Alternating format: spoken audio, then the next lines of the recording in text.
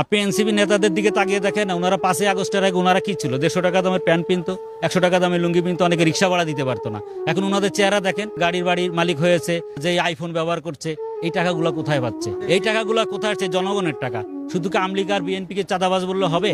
আপনি দেখেন, ওনারা এই 5ই আগস্টের পরে এত টাকার মালিক হয়েছে, যা আমার মনে হয় না যে 17 বছর আওয়ামী লীগ এত টাকার মালিক হয়েছে। এত টাকা পেয়েছে কোথায়? কাদের টাকা? আমাদের টাকা। এর হিসাব একদিন দিতেই হবে বাংলাদেশের মাটিতে, অবশ্যই দেওয়া লাগবে। মির্জাফরের থেকে বেশি ভুল করেছে তারা মির্জাফরের থেকে বেশি মির্জাফরই করেছে।